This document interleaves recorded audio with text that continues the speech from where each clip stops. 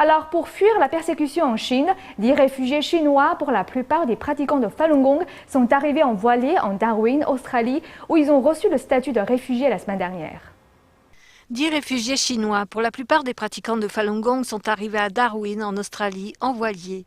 Ils ont été contactés par des représentants des gouvernements australiens et de la Nouvelle-Zélande qui ont fait les arrangements nécessaires pour qu'ils puissent rester en Australie en tant que réfugiés. 8 ayant des passeports ont déjà reçu des visas et ont été libérés.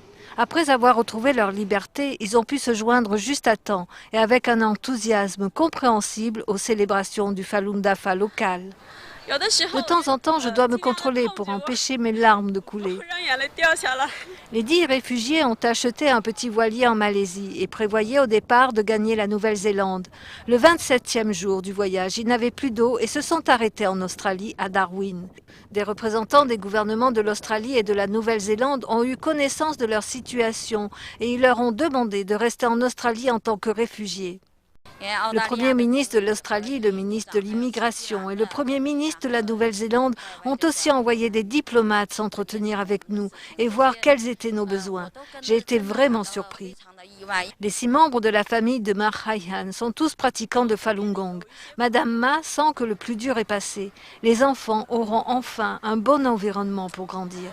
J'ai quelques amis proches dont plusieurs ont été persécutés à mort et leurs enfants laissés seuls.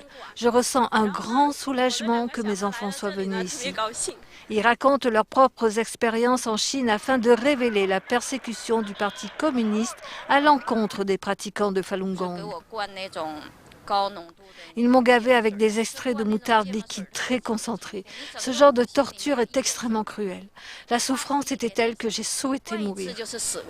Après avoir quitté le centre de détention de Sydney, le gouvernement australien a arrangé qu'ils puissent rester provisoirement dans un hôtel. Nouvelle NTD, Darwin, Australie.